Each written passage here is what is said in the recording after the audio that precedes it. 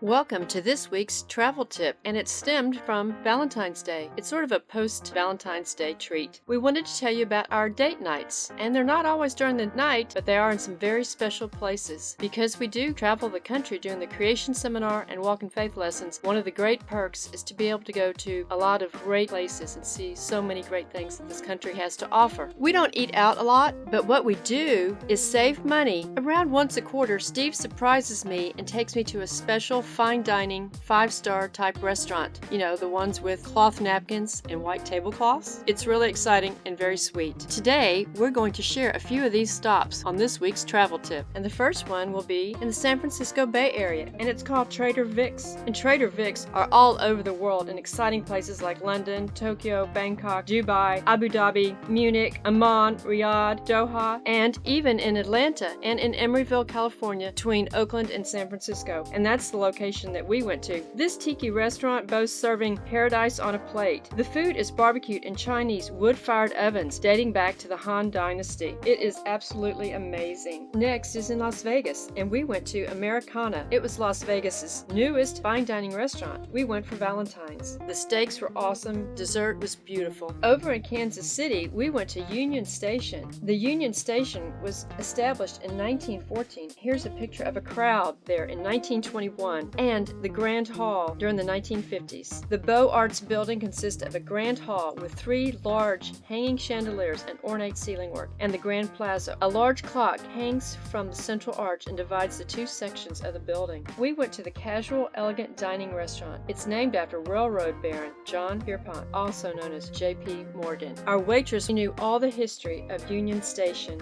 After dinner, we strolled through a few of the areas where they had historical railroad memorabilia and photographs of the old engines that have gone through this station. At this time, it's an Amtrak station. We walked outside in the front where they had the beautiful structure lit up in purple and green, my favorite colors. At many of these fancy restaurants, the chef will send out a special treat for us to try. We had a great lunch at Houston's downtown aquarium. Attached to the restaurant is a great aquarium. It may be small, but it is actually very, very beautiful. They also have a display with some white tigers. We saw one inside and one outside. The awesome restaurant's centerpiece was the 150,000-gallon saltwater aquarium. Our waitress was also very well informed and told us all about the fish in the tank and the hierarchy that actually exists among the fish.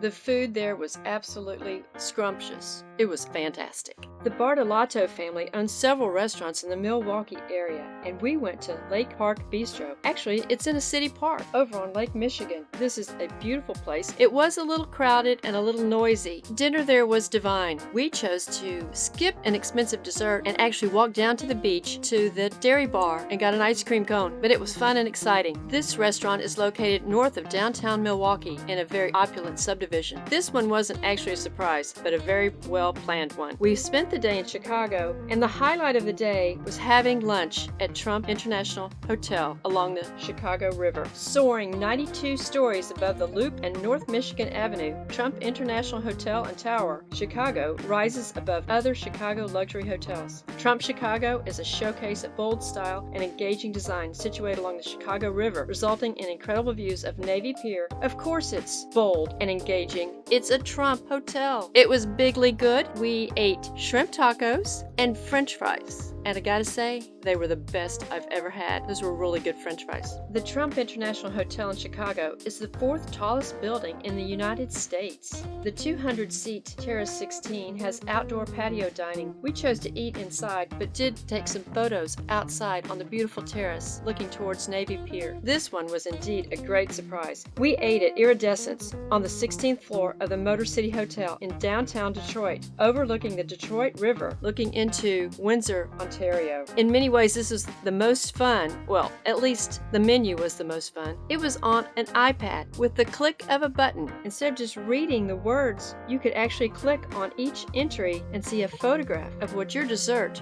or steak or salad would look exactly like. We chose to top off our dinner with the melting chocolate sphere. It was Oh, it was delectable. For a very special Valentine's surprise, Steve took me to the Rusty Pelican on Tampa Bay. How about that fish, guys? I know to some of you it may not look appealing, but it was awesome. Last stop, Boston, where we had dinner at the Meritage on Rose Wharf in the Wharf District on the east side of downtown Boston. This restaurant overlooks Boston Harbor, and we could watch ships and boats of all different sizes navigating in and out of the bay, and airplanes flying in and out of Boston's Logan Airport. The first thing that the waiter brought us was this amazing bread tray, and here is a picture of Paul's seared ahi tuna. Absolutely beautiful display of food here. The desserts were absolutely gorgeous, colorful, and delectable. I don't know if I've said delectable yet. I hope this little travel tip has inspired you to take your wife out on a great date night, or take your husband out on a great date night. It's fun. Save up your money, skip a few meals, and plan for something really exciting. Dress up, have a great time, have a 5-course meal at a historic place. American history. Love it, learn it, appreciate it. Thank you.